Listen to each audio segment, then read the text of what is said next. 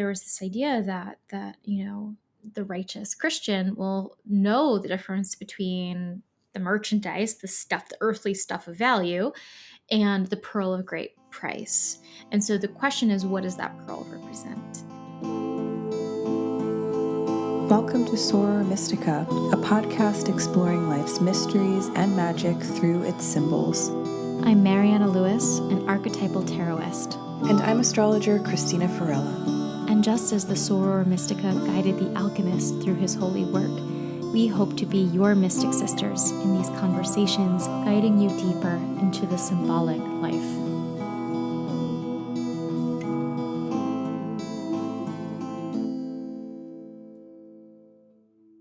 Hi everyone, welcome to the 20th episode of Soror Mystica. We're very happy to have you here. And as the show progresses over the months and many wonderful conversations that we're continuing to have, it's super helpful for us to get a little support by way of ratings or reviews wherever you're listening to the show. So, we don't, we deeply appreciate it, I would say. And we hope that you're liking what we're sharing with you. So if you are, just give us a little shout and it'll help other people find our work and it will let us continue growing in this project. So I can't believe we're on the 20th episode. It's That's actually nutty. it's pretty crazy. So I'm proud of us. But all right, so here we are. The next order of business is that I want to let you know that my class, the School of Divine Sympathies, a foundational course in Mythic Astrology, is open for registration and is going to be open for the next couple weeks. The doors are closing on October 5th. This is a 10-week astrology immersion course. So if you're someone who is really into the pieces of your chart, but you don't know how to read the chart as a whole, or if you're someone who's trying to figure out how to tell a story with the natal chart or how to combine house, sign, planet, and aspect, this is a great course for you.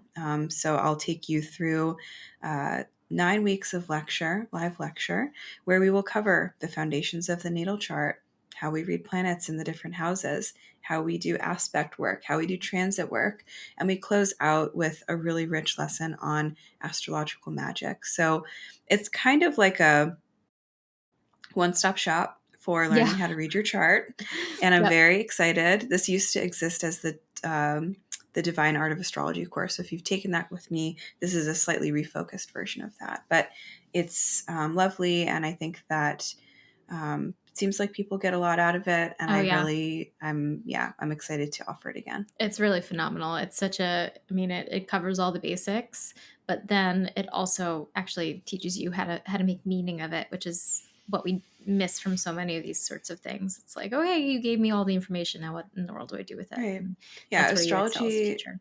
Totally. Thank you so much. No, astrology is so info heavy, and it's just a lot of details to process. So because of my own orientation to myths and symbols and archetypal just psychology and frames of mind, I teach you how to weave the myths into the chart as well, and how we kind of how you do that. discern those stories. So that's what makes it unique, I think. So I'd love to invite you to join me. The link to register or just check it out is in the show notes below, or you can find it on my website, which is ChristinaFarella.com. So thank you. Do it. It's really, really good. I promise everybody. I took it myself and I was like, wow. I wasn't impressed with her before. I'm more now. So highly recommend. Cool. Thank you so much, Mariana. And thanks everyone. And I hope to see you there. Okay, that is wonderful. Also, what are you reading lately? I'm not reading anything new right now because I'm overloaded with The Name of the Rose, which is so long and very interesting, but it takes time, and working my way through Dante. But I recently finished Mircea Eliade's Sacred and Profane, which I mentioned in a previous episode. And so this is the next book on my list. Have you heard of this guy? The Cloud of Unknowing. No. Okay, I'm very fascinated. I'm very excited. So this is a book that was written in the 14th century in England, and it's written by an anonymous monk. And it is a book about like contemplative mysticism and devotion. But it's like the drama of how the soul unites with God. And it is, as the back of this book says, precariously heretical. And Cool. and it's supposed to be, I've heard things that it's like slightly like erotic and slightly, it's just kind of like very mystical, very, it sounds apparently a lot like Eastern mysticism. And so once I heard that this was a thing that exists, I was like, that's for me. So I have it now. And I got the translation with Ira Progoff, who is, it probably doesn't really need a translation, it's just Middle English, right? So like the updated version. Who Ira Progoff is a Jungian guy, and he wrote a book on divination and the soul and Jungian psychology. And so he's like a really smart guy, and I like him a lot. So it all comes together. I love it. I'm very excited. I hope to get some weird erotic mysticism from the 14th century by a monk. just everything I like. So that's on my to read list for this week. So next time, I'll hopefully be able to give you updates on how it is. I wrote that title down. That seems very cool. Yeah. The Cloud of Unknowing. What a title.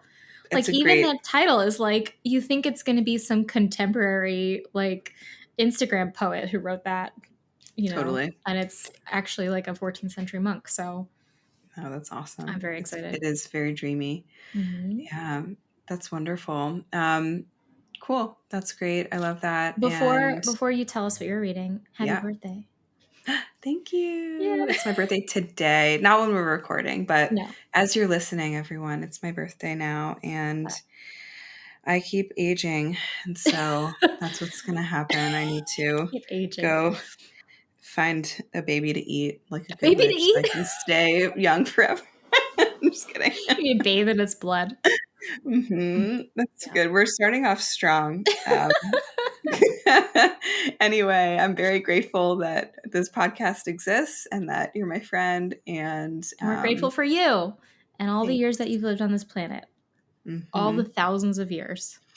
All the many, many lives. Yeah, totally. Okay, cool. So that's wonderful. On that note, I'm reading right now for like the bajillionth time Borges's book called Labyrinths. Cool. Borges is an Argentine writer, and it's a collection of short stories, and they are also very dreamy and surreal, and just so unique. So totally recommend Labyrinths by Borges if anybody's looking for a good short story collection. Lovely. I have not heard of that before, so add it to my list too. Yeah, it's great. Beautiful. So I don't even think that we've said what our topic is today. We're like, 8 minutes in, and we're like, hi. Hey. That's totally my fault. So that is so funny. It's okay. I'm sure there is a title somewhere on the thing that people clicked. People did click on the episode. So anyway, we are here today to talk about the symbol of the pearl. And I think this is a beautiful kind of next step after our maiden episode, which talked a lot about the kind of self-contained nature of the maiden, of the virgin, of the feminine. And the pearl also has a lot of the same motifs attached to it, but takes it into several different directions. And of course is not a human, but is a kind of inanimate object. So we're kind of tracing that same, the symbol of like the feminine or something pure into nature. So that's what we're going to do today. Okay, so the pearl, and this is coming to you from the Illustrated Encyclopedia of Traditional Symbols. This entry says, Pearl, lunar, the power of the waters, the essence of the moon and controller of tides, the embryo, cosmic life, divine essence, the life-giving power of the Great Mother, the feminine principle of the ocean, the self-luminous, initiation, justice. The pearl was thought to be the result of lightning penetrating the oyster. Hence, it was regarded as the union of fire and water, both fecundating forces, and so denotes birth, rebirth, and fertility. It also symbolizes innocence, purity, virginity, perfection, humility, and a retiring nature. And you know what's so funny about pearl? Like, I love raw pearl, like the kind of misshapen pearls. But growing up, I thought that pearl necklaces were like my enemy. Like, that was my Really? least favorite, yes, of all jewelry They're possible, because they're there was very something, grandma-y. they're just like kind of preppy in this way that I was Uh-huh. like absolutely not accepting of Yeah. as an item. And I just could never understand why anybody wanted a pearl necklace. But now, I mean, they're very beautiful and I'm kind of over it, but it's different. They're But making a comeback. they're making a comeback. I Yeah. should have worn But my pearl earrings. I totally forgot. how dare you? What's wrong with me? Everything. Nothing. Um, Yeah. I agree with you. Did you know that when I was in high school and I went to my all girls Catholic high school, I was in the choir, of course, and we would do our concerts once or twice a year. And we had to wear these hideous black dresses, like hideous black dresses, and a string of pearls. It was mandatory to wear That a was the string of rule. pearls. Weird. Mm-hmm. Yeah. Mm-hmm. See, so there's something about like girls' school and pearls. Yeah, preppy girl school. Yeah, but Mhm. yeah, the purity of it and like the kind of innocence of it. Well, it's interesting because pearls are, there's a lot of places. I think we're going to go kind of all over the place today with the pearl. It does have like in contemporary, world, it's obviously it's a jewel gem. It's precious, so it has value to it. In 2023, are pearls really like a very big, jewelry item? Not anymore. I feel like it's so big in the early part of the 20th century. So I think that one place that we can start is with something that we've mentioned before, I have mentioned before, which is the Pearl Maiden, because that kind of ties our last episode of Maidens with the Pearl. Pearl Maiden it's a poem from the medieval era. I don't remember what century it was written. And essentially, it's the story of a man who he's lost his daughter. His daughter has passed away, and it's an allegory for grief and loss. And he is rummaging through this garden because he's lost his pearl. He had a pearl. It was very valuable. It was very beautiful, and he dropped it. He lost it somehow, and so he's searching through this garden trying to find it. And he exhausts himself searching and falls asleep. And in his sleep, in his dream, the daughter appears to him as the Pearl Maiden. And so she is this, I think she was supposed to be like a very young girl when she passed away, but here she comes as like more of that maiden age. She's a teenager, and she's just dressed and drenched in pearls. And she says, you're so sad because you've lost your pearl, but there's no need to grieve because look where your pearl is. And she kind of shows that behind her is New Jerusalem, is the kingdom of heaven. And she says, I'm here. I'm basically well and happy, and one day you're going to be here, and I'm going to guide you here as well. And so that story is about grief, but really the symbol of the pearl in that story is of something precious, something pure. But it also derives from this biblical idea of the pearl of great price. And we're going to get Gnostic today, people. I got my Gnostic book out on my desk. We're gonna talk about some Gnosticism. But the pearl of great price, it's a parable, and it comes from the book of Matthew, the Gospel of Matthew. And essentially, the pearl of great price is about how it behooves us to know what has real value. And so I'm going to read the pearl of great price from the Gnostic Gospel of Thomas. And so it says, Jesus said, "The Father's kingdom is like a merchant who had a supply of merchandise and then found a pearl. That merchant was prudent. He sold the merchandise and bought the single pearl for himself. So also with you, seek his treasure that is unfailing, that is enduring, where no moth comes to devour and no worm destroys. And so this was a very popular parable in the medieval period. There's a lot of little references to it, and there was this idea that the righteous Christian will know the difference between the merchandise, the stuff, the earthly stuff of value, and the pearl of great price. And so the question is, what does that pearl represent? And that is, there's not actually a very, very clear answer to it, because some might say, oh, it's Christ, right? Like the pearl is Christ himself. But is it? Is the pearl heaven? Because we can't come in possession of heaven on earth, right? And yet in the parable, they do. They see the pearl and they know that this is, I'll sell everything and get that. That's worth more. And so it is a big question, and something that when I was writing that my paper on the Pearl Maiden, that was kind of what I was trying to solve, is what is the pearl representing here? What is that archetype about? We're just kind of jumping right into it, but I really do think that the pearl is representative of the archetype of the self, at least in this story and in this context. And when we're talking about the self as an archetype, this comes from Jungian psychology, as always. Because it's me. And the self is, it's capital S, self. So when we're thinking in Jungian psychology, the difference between the ego self, like this is who I am, I know who I am, versus the capital S self. The capital S self is the unchanging self. It is the essential self. It is the self that remains constant under any condition, no matter what's happening in your life, who you break up with, what job you lose, what suffering you endure, what joy you endure, how many millions you make. This is the essential part of you that doesn't change. And yet the ego self will go through all these different, will go through that Wheel of Fortune experience and have life change all the time and be different because of all the different things that we experience.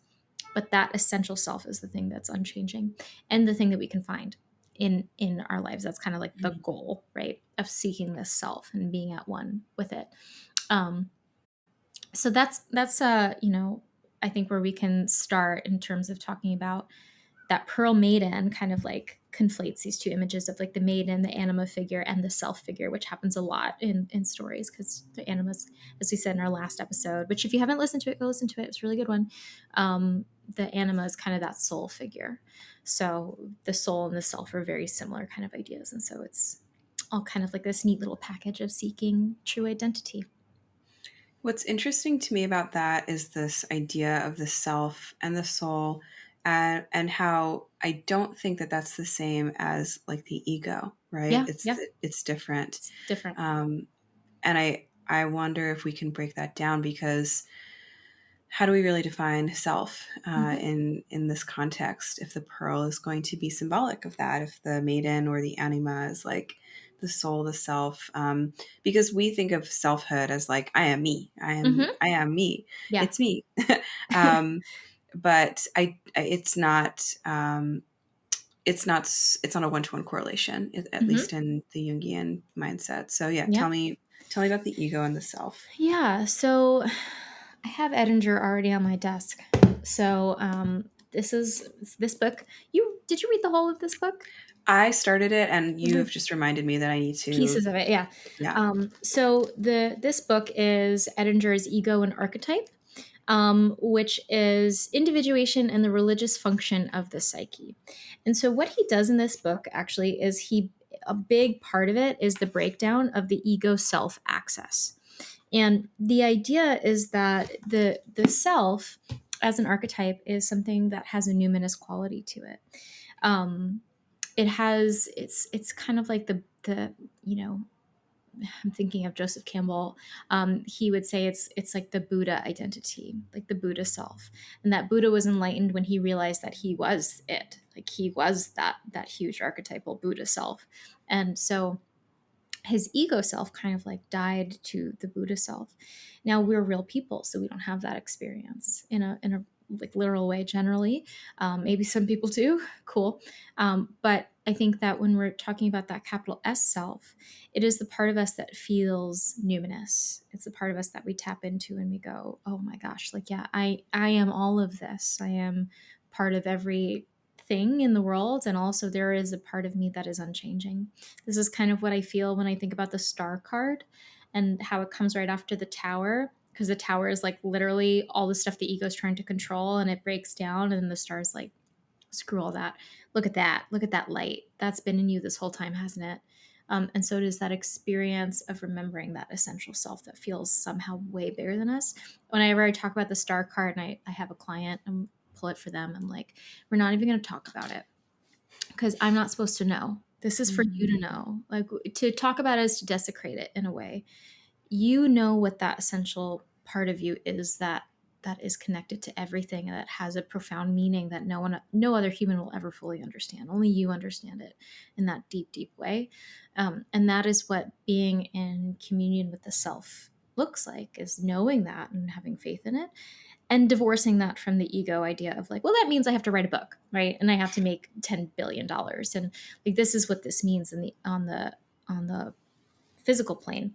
And actually, it's a good segue to jump into more Gnosticism, because the Gnostics, and for people who don't know what Gnosticism is, they haven't really come in contact with that before. Gnosticism is it's a collection of work and thinking. It's a thought school that's from the early like first century kind of era, right after the life and death of Jesus. And the Gnostics like really believed that the idea of gnosis is knowing. That's what the word means in Greek. And so the idea is that what we're trying to understand is not like how to get to heaven. That's not real. That's not a thing. The idea is that we are trying to remember our God nature. That's the point of the Gnostic idea. And they have a lot of wild mythologies. If anybody wants to Google some Gnostic stories, like the Demiurge and Sophia, and how Sophia was a fallen aeon who then gave birth to the Demiurge, who's really the devil. Like, it's crazy. It's nuts. It's so nuts, and it's so cool, and it's just fantastic. But there's a lot of different Gnostic perspectives out there. But the Gnostics really, a main theme of this was, how are we finding the God self? And one of the ideas, actually, one of the Gnostic stories is that at some point, and I think the Demiurge may have been involved in this, God was shattered into infinite pieces, and a piece of that ended up in each human being that is incarnated. And that is our job, is to find that God piece that was broken off and kind of bring it back to the whole, and find how we can, like, within ourselves, bring it back to the whole. And so there is a story that I only recently came across, which I am so excited about. And it's called The Hymn of the Pearl. And it comes from the Acts of Thomas, which is an apocryphal text, and a Gnostic text. And basically, so Thomas was was an apostle of Christ. And so in this hymn, in this song, Thomas is the son of a king from the east, the king from the east. So he's like this prince from the east, and his father goes to him and says, "You have to go rescue this pearl. There's a pearl that I need you to bring back to me, and this pearl is being kept by a serpent, and so you have to go to Egypt and get this pearl." So Thomas goes to Egypt, and when he gets there, he's like, well, the serpent is in the water and the pearl is at the bottom of the ocean, and this is going to be a lot. And so I need to prepare myself. And so there's an inn that's very close by. And so he goes to the inn, and there's a person there from his hometown or something, and says to him, and be very careful, because you cannot accept anything that anybody here offers you. It feels very much like Odysseus and the Lotus Eaters. It's like, don't engage. And so, of course, he engages, and he gets stuck there for like days or weeks or years. I don't know, but he's there. He's stuck, right? And so he's living it up as an Egyptian. And then his father, it's like waiting so long. And so he says, okay, I'm going to write a letter to my son that says, do not forget your quest. Do not forget that you're after this pearl. And he seals up the letter, and the letter becomes an eagle and flies across the mountains and flies across the sea and finds Thomas. And Thomas opens it and reads this. And he reads, like, son, do not forget your quest. And he goes, oh, damn, right. Okay, I need to do that. And so he goes back to the water and gathers up his courage and dives in and, defeats the serpent or tricks the serpent or something, and then gets the pearl and brings it home, and then lives happily ever after in his kingdom, with his brother and his father, and ruling happily, whatever. And this is crazy, right? Like, what is this? This is it's like a little story about Thomas, the son of an Eastern king who goes to Egypt to defeat a serpent. Like, it's so wild. And when we think about the metaphor of that story, it is the especially with this whole part of the plot about him going to the inn and getting wrapped up with the Egyptians and becoming, like, just he gets lost in the mundane. As Eliade would say, he gets lost in the profane. He forgets the sacred. He forgets that his quest is to retrieve this pearl, which obviously symbolizes some kind of power and some kind of truth and beauty. Like, as Campbell would always say, the cave that you fear to enter has the treasure you seek, right? It has that essence of self. And so he gets lost in the world, in the mundane. And that's kind of the point of the hymn, of the story, is, this world is temporary. This world offers a lot of great things. Like, you can drink and eat and have all the fun you want, and be as anxious as you want and have all the problems you want to solve and whatever. But this was your quest the whole time, was to get this thing. And so it's a reminder of this Gnostic idea of, like, our point is always to find that God shard, the shard of God in ourselves, the piece of God, the pearl that we're on this planet to seek within ourselves and to reunite with that essential self. So isn't that a cool story? I'm, Super like, so beautiful. in love with this story. Mm-hmm. I think it's Mm-hmm. amazing, and I wish that we didn't hate the Gnostics so much and the Apocrypha, because it's so wild. There's so many just delightful things in there. You're like the best source on all of this too, because I'm not super familiar, but it's just clearly this endless trove of weird side quests and Yeah. secrets. But It's I like think being it's in Skyrim ultimately forever, and you're always like, oh, there's a new thing, new that's so side quest funny. unlocked. Mm-hmm. Yeah. I think when I hear like, to kind of bring it back to a detail that you shared earlier of, like, the God being scattered and having to bring all the pieces, or like find that piece of God, and put something back together. I think of other stories where gods are torn apart. And so I think of Isis and Osiris. Right. That's exactly, yeah. Right. And she had to find his scattered pieces in the Egyptian myth and put him back together. And um, who else gets torn apart? Orpheus gets Yeah. torn limb from limb by the Maenads. And he also is like this prophesying poet figure, healer type guy. And I think about him being scattered by the Maenads, who are just like this roving band of crazy women who just happened to really cross paths with him and decided that he was not it. So He was that's not it. poor Orpheus. He does not get reunited with his body. He just becomes a prophesying head. But yeah, like, this piece of God in the pearl is very interesting to me. And I think that when we think about pearls, they do have this kind of unique beauty. And to make it kind of Yeah. maybe a little bit simple, or even a little bit kind of like corny, a pearl is made by, like, an accident of a Yeah. grain of It's made by sand an going irritation. into, yeah. And so that, I think, is an interesting link, that, like, this piece of God, or this piece of self, or a piece of the anima, or something like that, Mm-hmm. if we can Mm-hmm. think about the pearl as an extension of the feminine, The which I feminine, think yeah. it um, is created from something that is irritating and actually not welcome, in the environment in which it is created, is very interesting. So, Mm-hmm. Well, mhm. that's like how that's how we learn how to, and how we find the things that we have to be irritated. Like, I'm irritated. Always irritated. I feel like most of our voice notes are just about how irritated we are, and all the various things that irritate us. This week, Mariana's husband told her that he says it's like we're on our walkie-talkies all the time because we're always voice noting each other. I think that's the funniest thing It ever. was And I laughed so hard, and I told him, I was like, "This is the first time I think you've ever made me laugh like this in my whole life." oh, He has it's many good. talents, but he's got dad jokes only most of the time. So that was very cute because we're literally like, hey, I'm gonna wash my hair today, and then I'm gonna go to the pharmacy, and I had this thought about, like, Dante today and the nature of the soul. Okay, over and out. Bye. It's like just delightful. Just dream life. So very, very happy about that. Um, I don't remember how we got here now. Oh, we were thinking Oh, the about irritants. irritation. Yeah. Irritation. I know, we're always irritated. Yes, but that's like how a pearl is made. It's like in a mollusk of some kind.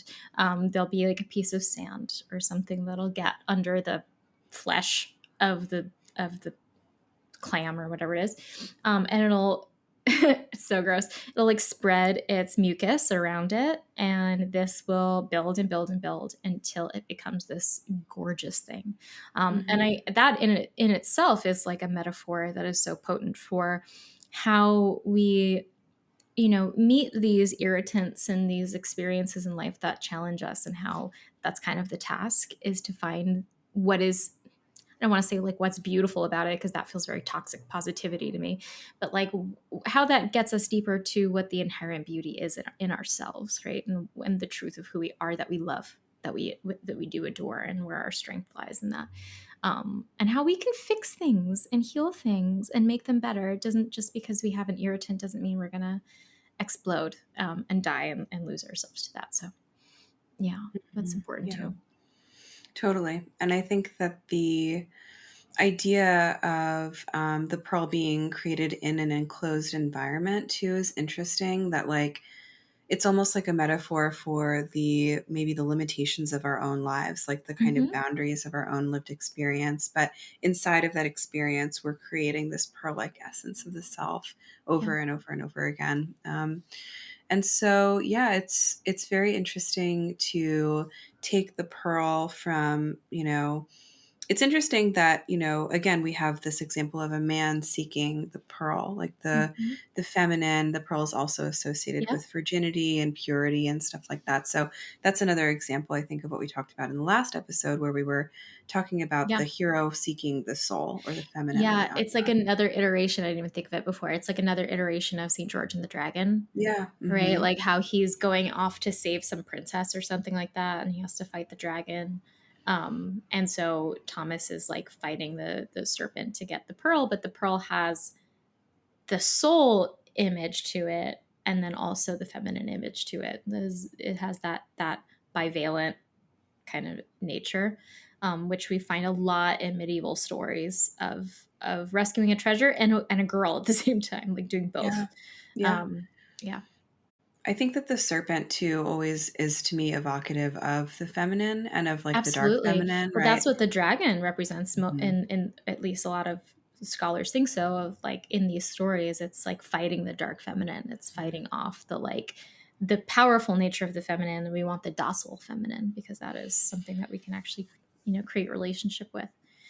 And finding the beauty in the feminine only and separating them. I think they're beautiful myths, and there's power in them. And I think a little bit they're also patriarchal myths of the differentiation of the archetypal feminine.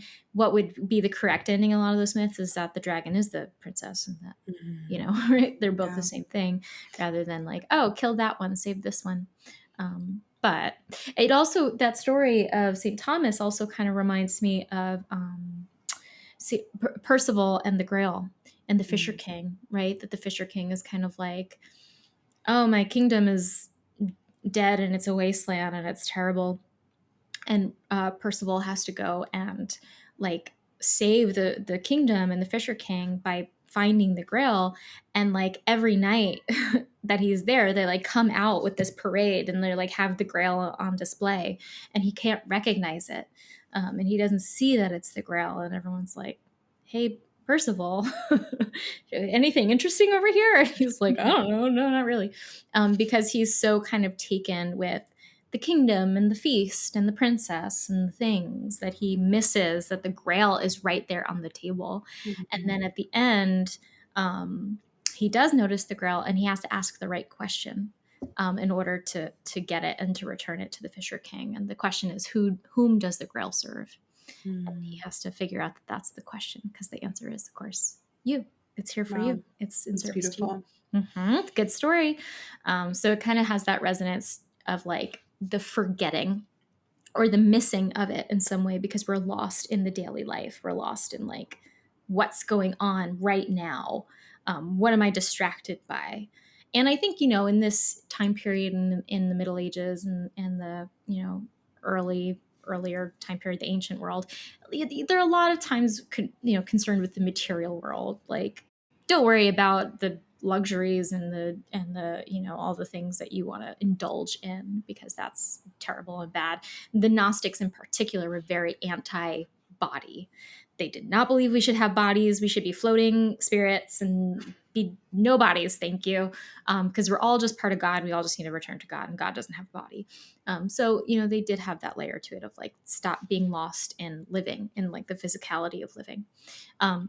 We don't want to do that. We know that we've moved beyond that at this point. But I do think that there's something to be said about losing ourselves in that like daily living and that profane existence. Not profane and bad, but profane and just like normal, not having that sacred thing of like, I'm guilty of this all the time of like, oh my God, I have to pay people for things, and I have to take care of certain duties I have, and I have 1,000 things that need to get done. And also I stubbed my toe.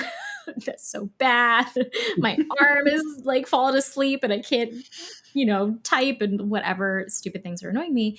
And then I'm like, oh, wait a second, hold on. I can do better.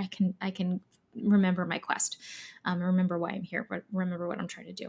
So I really like those stories for that reason, reminding us that we are all on a sacred quest. We are all on a sacred quest. Yeah. But I think that at this point, it would be good to turn to that more feminine side of the pearl, because I think that that's what a lot of us find in it today. We Right. associate pearls with the feminine.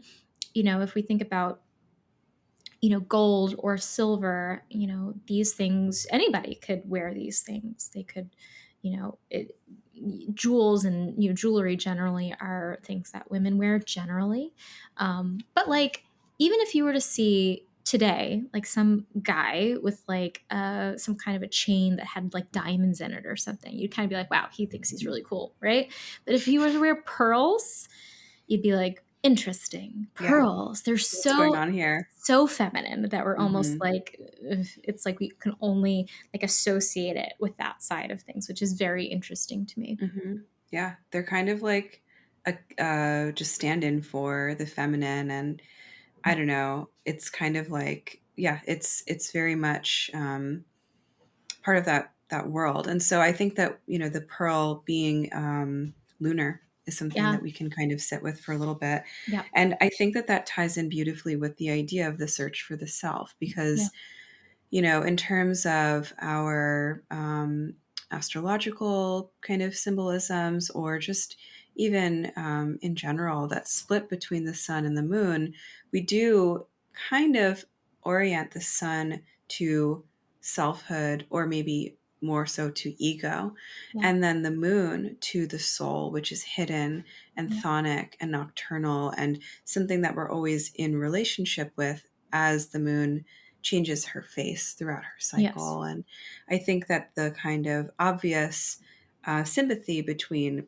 like a perfectly round pearl and the moon, the full moon, like that's, we can draw a link there very, very easily. And Yeah. in a lot of older frameworks of correspondence, like equals like. And so there's this automatic connection between the moon and the silvery pearl. Also, the fact that the pearl comes from the sea, Mm-hmm. and the sea is governed by the moon, Yeah. is also a really important detail. So again, what is the sea though? The sea is this primordial and I think very feminine Yep.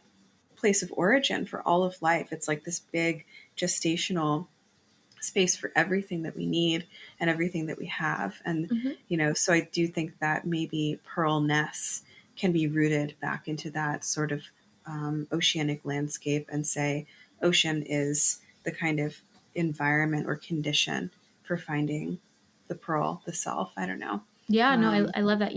The more that I study these myths and I just trace them, the harder it's been for me to separate when what we're seeking is redemption of the feminine or what we're seeking is unification with the self. It becomes mm, very hard to tell the difference between those stories. And I have a little suspicion it's because they're intertwined, especially for our the way that we've experienced things for the last 2 or 3 thousand years. There's something about that feels like, I mean, I don't want to say that they're the same thing because they're not. We're all seeking just like, oh right, I am everything, like I am part of the whole universe, and that doesn't have anything to do with masculinity or femininity. That's kind of beyond it. That's sort of the point of it. But at the same time, so many of these stories have that undercurrent of like, in the story of Thomas, he has to go into the sea to fight the serpent beneath the sea, and that's where the pearl is held, right? So there's this element all the time of immersion in the unconscious, which, as you said, the sea represents, but also kind of embracing the lunar and the feminine. And I think that you're totally right. The solar is very much associated with ego consciousness, where we're like, I am this and I know who I am. And a good way of understanding the difference between ego and self is like if someone were to say, "Who are you?" and you say, I'm a businesswoman, I'm an artist, I'm a this," and you have like a quantifier in society, that's the ego, right? And no, we're not going to go up to someone at a party and be like, "I am a multidimensional being." Like that's not, yes, we need egos and we need that's part of life. But like when we identify with something that can like quantify and qualify us versus like, I cannot be explained. It is, words are beyond this. This is a feeling. This is a knowledge, a gnosis, right? Um, so I think that there is something about, finding that self that has to be in that unconscious place that we associate with the feminine. That's where we get it. We're not going to get it in the solar world. We have to go into the forest, into the cave, into the underworld, into the ocean, into these places that are murky and dark. That's where it's hidden. mm-hmm. Yeah. And I'll just say it should be known that I only refer to myself as a businessman. That's how I introduce That's true. I myself. can attest to that. Nice.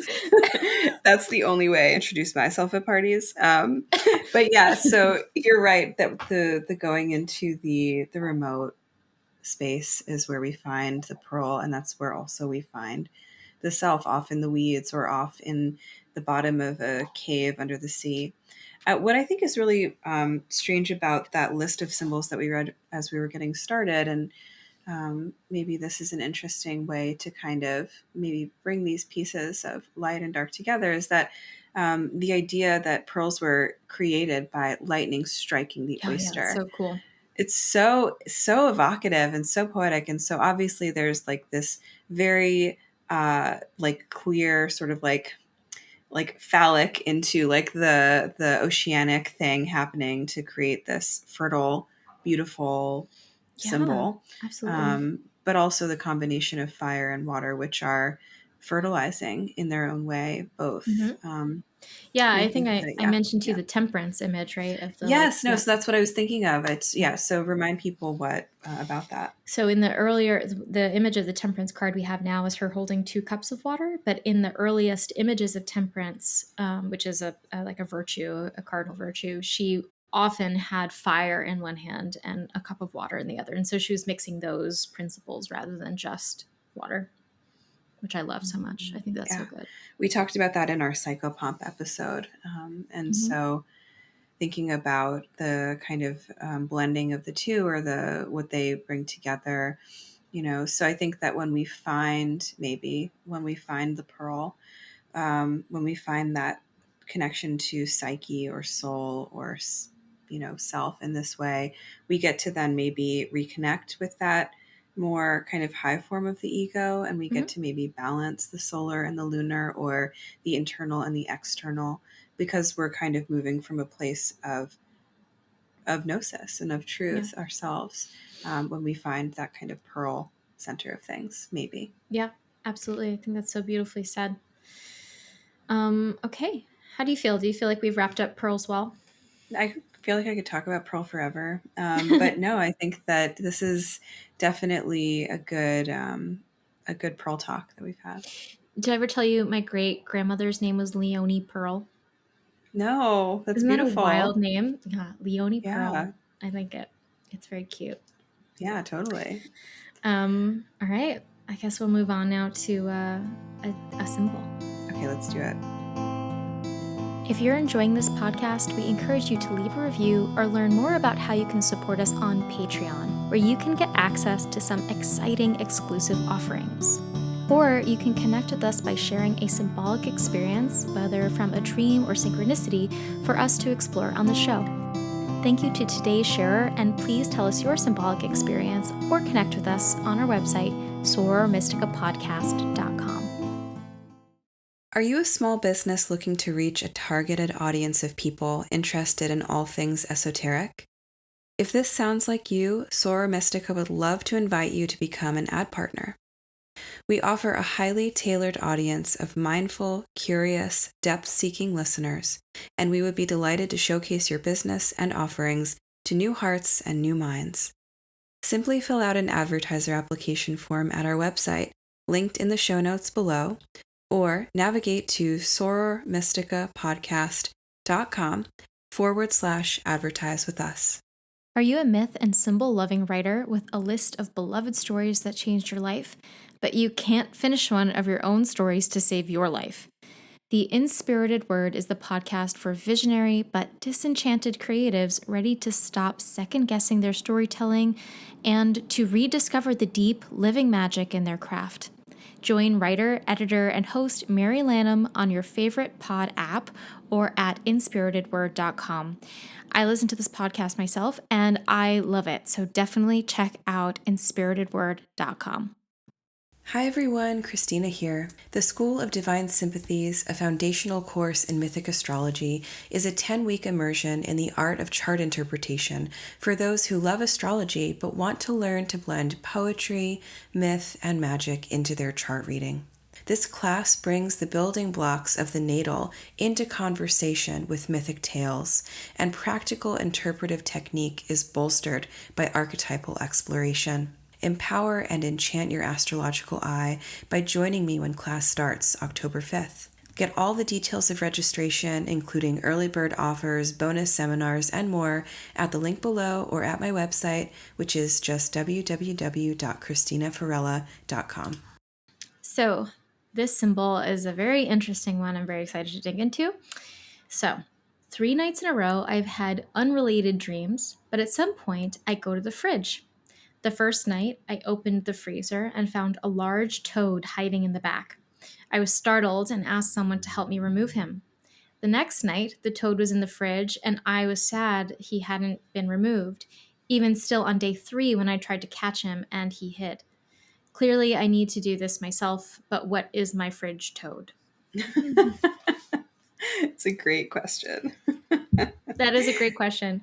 Fridges and toads are a theme, because I we talked know. about in the last episode, we talked about the frigid women and the fridge Mm-hmm. in Townsfolk Tussle. Yes, I know. I was just thinking that. That's really funny. And the toad that the scorpion stung. We talked about scorpions too.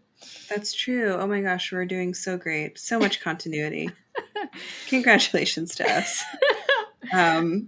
Okay, so toads are lunar. They're lunar, And witchy. wet, mushy animals. They come out at night. They do their thing. They can have poison. They can. You can kiss a toad and it can become a prince, or you can get Or you totally can become poisoned. something bad. Mm-hmm. You know what I Mm-hmm. totally realized? That when we did our swan episode, we didn't even talk about the frog princess movie. That's true. We What is that didn't. movie called? The Princess and the Frog. No, it's not a Disney one. I'm gonna Google it really quick. I know what you're talking about. We're looking it up. Princess Frog, I watched that. Swan Swan movie. Princess. Oh, it is the Swan Princess. Yeah. But there's something about a frog in there. I don't remember. No, I guess not. I just No, there is a whole. No, yeah, she kisses a frog. I'm literally looking at a clip of her kissing a frog right now. In my life. I watched that when I was little. I was obsessed with that. I know, I did too. Yeah. Totally missed it. Anyway, that has nothing to do with this. But you can kiss a frog and things can happen to you. Mm-hmm. So they can transform you. Frogs are transformative, I guess, maybe. They are, and because they're one of those animals that like disappears and then reappears because they hibernate, that's why it's lunar. It's like the bear, which is also like goes away. I had no and idea hides. that they hibernated. Yeah, they do. They hibernate in the mud in the wintertime, and then they come out in the summer and spring. Wait, what if the mud freezes? They they're asleep. They're not. So they can freeze. They're not here right now. Oh my goodness. Yeah, they have skills. That has opened up a very bad series of questions that I'm going to Google later. I love it. No, so I think that, and it's interesting that the frog was in the freezer. Yes, so in the freezer. What if this is pointing to a moment of hibernation or a moment of recalibration or connecting with that inner lunar thing? That makes a lot of sense. I think that 3 nights in a row, you've had unrelated dreams, but each time you somehow come back to this toad in the fridge. So it's like there is something that's kind of like, what are you doing? Come back here. This is like what the secret is. There's some kind of big metaphor in the toad in the fridge. So hibernation, right? Like definitely, like when we think about a freezer or fridge, we think about like it's keeping it preserved, right? Mm-hmm. Like it's not going to rot there, and it's going to stay very cold. So it's not there's some kind of like element of that like frigidness, that iciness, that unfeelingness. And then we also have the image of it being kind of like away, out of sight, like it's hidden. There's something like you have to open the fridge. That's like a core like terror I have anytime I'm watching a horror movie. Anytime someone opens a fridge, I'm like, there's gonna be something in the fridge. That's right? Why you just don't watch horror movies and you're fine. Nothing bad happens in your life. Most of the time there's nothing in the fridge, and then you're watching Dexter, and then there's lots of things in the fridge. In Ghostbusters, there was a monster in the fridge. You're right, there was a monster in the fridge. Things hide in the fridge and you don't see them. They're out of sight, out of mind, and they'll stay safe. That's an aspect of it too. Obviously a toad wouldn't actually stay safe in a fridge. It would probably suffocate after a while, but like in your fridge in the dream, it's like still there. It's like still waiting for you. So the things that I think of with frogs, as you said, lunar, there's witchiness very much in the frog. Like the frog. They're like a classic familiar, right? Classic familiar, yes. So there's something about like, and when we think about familiars, we have a whole episode on that. Did you watch that one or listen? Go do that. I did. Yes. So the familiar can have like a devilish aspect, like a demonic aspect, traditionally with the witch, especially those ugly familiars. So it holds a shadow, right? And I think also I really like this idea of thinking about the toad. We have so many fairy tales that tell us that the toad has a transformative power, that like it is some kind of a magical being. I know that Marie-Louise Lanfrance has stuff to say about toads a lot. I can't remember off the top of my head. But yeah, they have this nature that if you like kiss one or you touch one, you engage with one, you can be changed into something else, usually transformed back into something that you were before, but not always. So that's really interesting about that. I'm seeing if you didn't touch it, right? You were startled and asked someone to help me remove him. But then he was back there. And then the next day you were sad that he hadn't been removed. And then on the third day you tried to catch him and he hid. So the toad doesn't want to come out of the fridge. No. The toad wants you to look in the fridge or to let him be there and just exist, and it's okay. So what's in the subconscious of your Very, fridge? very interesting. I would say, dear listener, I know this listener, so they can they could take this directly. Look up what Marie-Louise von Franz says about toads and frogs, because I feel like she's got some very interesting perspectives on archetypal motifs in fairy tales, and the transformative nature of the animus figure that the toad often represents. Because, as you said, the toad is often princess in disguise, right? So animus figures, inner masculine figures that are disguised as something hideous and ugly and you don't want to touch and you don't want to go near. And then, but deep down, they're actually this like brilliant, beautiful, gorgeous prince guy, who, who you want to marry and be with forever. Which of course is symbolic of like, the power and the love that you get from uniting with the inner opposite. Yeah, and he's trying to hide from you, and you've had 3 of them. See, dreams come in threes. Yep, I believe it. I always wait for the third because I usually have 2 back to back that are weird, and then I'm like, "Where's the third? I need They it. come in It's threes coming." sometimes. Yep. So what is your fridge toad? Your fridge toad, my guess is, has some kind of hidden nature. It's in disguise. I would bet you that it's disguised as it's something that is disguised as a toad, and it's hiding from you because it's not ready to be seen in its full Yep. form. Yep. Mm-hmm. But telling you that it's there, and you're gonna keep grabbing at it, and it's gonna keep dodging you. I would say that you can't just catch a toad, right? Like, isn't that like a thing? Like, people are trying to catch frogs all the time. It's like a thing Really that little like, boys do in the summer. yeah. Mm-hmm. um, and you're not gonna You need you're a not gonna net, catch it. kind of. You need You a need a net or a net. bucket. Mm-hmm. And I would say bring this into active imagination. Bring the toad in, see what it. I don't know. Engage with it in some way. Maybe it'll talk to you. Who knows? Yeah. Do you have any final thoughts on fridge toads? I think that your idea of just, the fact that it's suggesting that there's something in the lunar space that's not ready to emerge yet. That feels really important. So, And it's being um, preserved.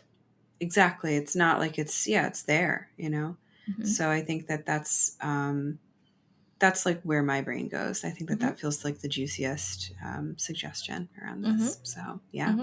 Mm-hmm. We've had a couple interesting ones the last few weeks about creatures doing creepy things, and those are hard sometimes to try to pull the threads out of because they're so personal to us. But hopefully, Yeah. it gave something.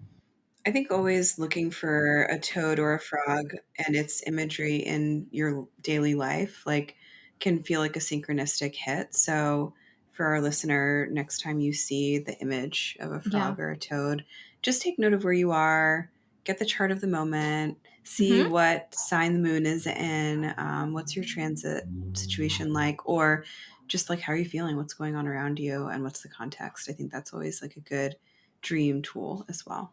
Beautiful. Very cool. Okay, I think that we're ready to wrap this episode up. And thanks everybody for listening. Check out Christina's class.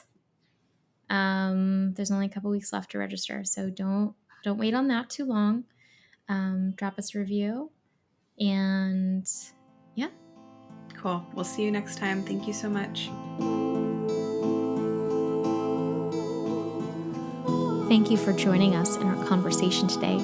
Please consider supporting the podcast by leaving a review and following Soror Mystica wherever you listen. You can also become a more active supporter and a member of the Soror Mystica community by joining our Patreon. If you have a symbolic experience that you'd like to share with us for the podcast, you can tell us all about it at sorormysticapodcast.com. The music for this podcast is written and performed by me, Mariana Lewis, with special thanks to Stefan Lewis. You can connect with both Christina and myself on Instagram and get to know our work by clicking on the links in the show notes. As the alchemical motto goes, as above, so below, as within, so without. May this ancient wisdom continue to guide you deeper. Until next time, take good care.